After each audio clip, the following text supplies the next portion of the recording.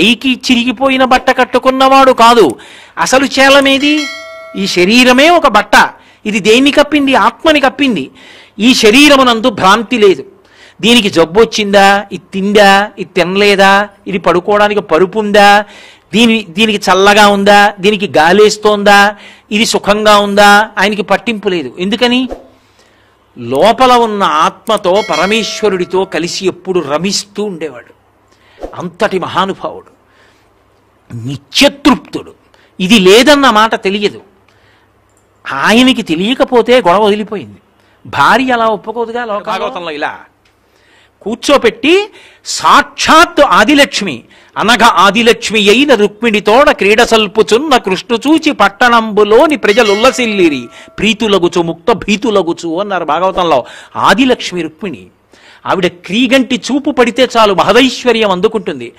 ఆవిడ విష్ణుపాదములు కడగడం కాదు, కుచేలుడి పాదాలు కృష్ణుడు కడుగుతుంటే నీళ్లు పోసింది.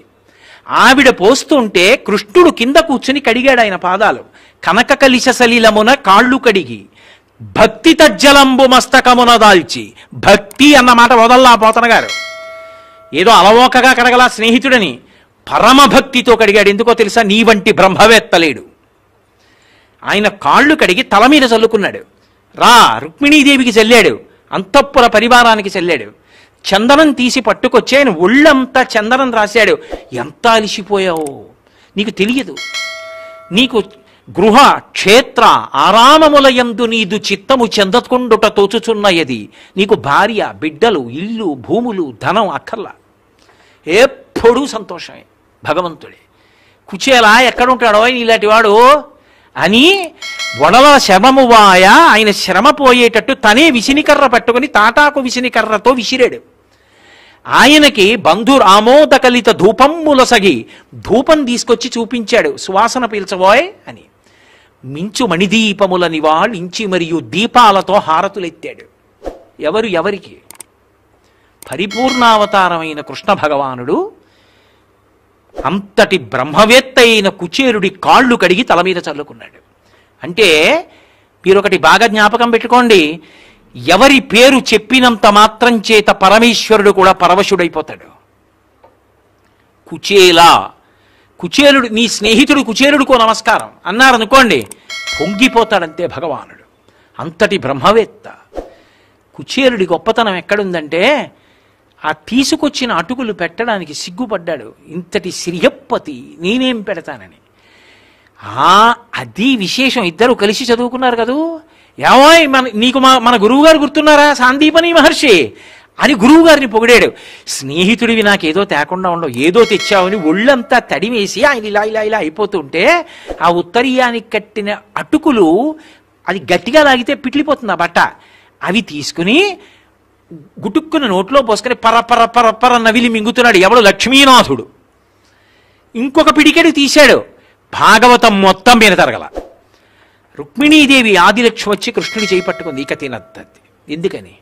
మురహరుడు పిడికెడటుకుల కరమొప్పక నారగించి కౌతూహలి అయి మరి ఒక పిడికెడు కొనత కరమప్పుడు పట్టె కమల కరకమలమునన్. లక్ష్మీదేవి పట్టేసుకుంది చెయ్య. ఇక తినద్దంది. ఇలా అన్నాడు కృష్ణుడు. ఏని? ఒక్క పిడికెడు తింటే మీరు ఏమి ఇచ్చేశారో నాకు తెలుసు. ఇంకొక పిడికెడు తింటే ఆ భక్తుడికి నన్ను మిమ్మల్ని కలిపి ఇచ్చేస్తారు. వద్దు. ఆయన అడిగాడా ఐశ్వర్యం కావాలని? అడగల.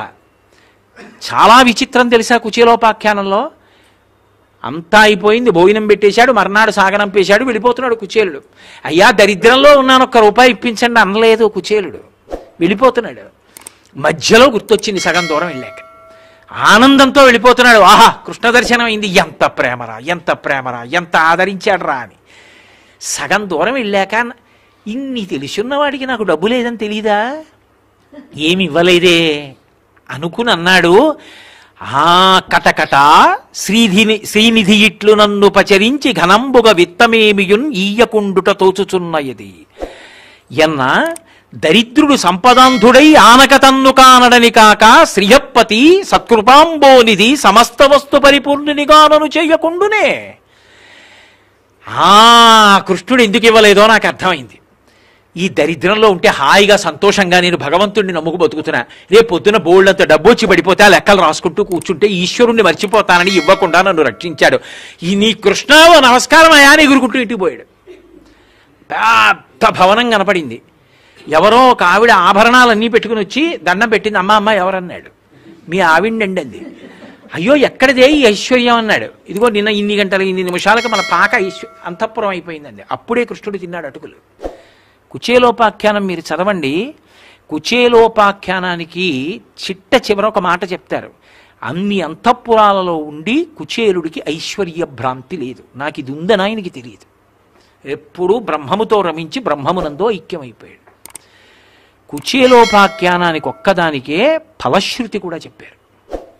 గజేంద్రమోక్షణం వాటికి చెప్పినట్టు కుచేలోపాఖ్యానానికి ఫలశ్రుతి ఉంది. అది చదివితే, అది వింటే భగవంతుని యొక్క విశేషమైన అనుగ్రహము చేత దీర్ఘాయుర్దాయము, కీర్తి, సంపద కలుగుతాయని.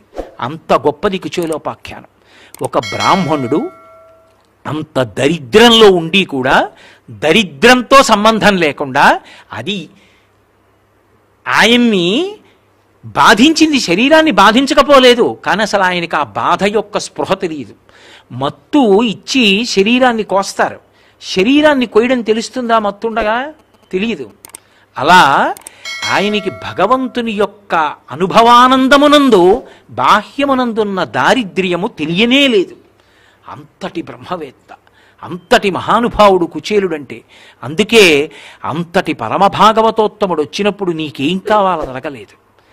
అంతటి పరిపూర్ణావతారమై రసోవై సహా అనిపించుకున్న కృష్ణుడు మహర్షులకు కూడా చెయ్యనటువంటి పూజ కుచేలుడికి చేశాడు. అంటే ఆయన ఎంతటి బ్రహ్మవేత్త, ఎంతటి విజితేంద్రియుడు, ఎంతటి భక్తి తత్పరుడు, ఎంతటి జ్ఞాని మనకు అర్థమవుతుంది. అటువంటి కుచేలోపాఖ్యానాన్ని ఇంట్లో పెద్దవాళ్ళందరూ కూడా పిల్లలకి చెప్పాలి. అందరూ పోతనగారి భాగవతంలోంచి చదువుకోవాలి. కుచేలోపాఖ్యానం భాగవతం దశమస్కంధం ఉత్తర భాగంలో ఉంది. ఉత్తర భాగంలో ఉన్నటువంటి కుచేలోపాఖ్యానాన్ని యథాతథంగా చదువుకోండి. ప్రతిరోజు కుచేలోపాఖ్యానాన్ని చదువుకుని కుచేలుడి యొక్క గొప్పతనానికి పరవశించిపోతే అదే భగవంతుని యొక్క అనుగ్రహానికి కారణమవుతుంది. కుచేలుడు ఏవేవో కారణాలకి దరిద్రుడయ్యాడని భాగవతంలో లేదు. కుచేలుడు బ్రహ్మవేత్త, దరిద్రం తెలియలేదు. కుచేలుడికి ఒక్క లేనితనమే తెలియకుండా పోలేదు, ఉన్నతనం కూడా ఆయనకి తెలియదు. రెండూ తెలియవు. అది బ్రహ్మవేత్త అంటే. ఐశ్వర్యం వచ్చిన తర్వాత స్పృహ ఉందేమిటి? అది లేదు. లేకపోతే స్పృహ ఉందేమిటి? అది లేదు.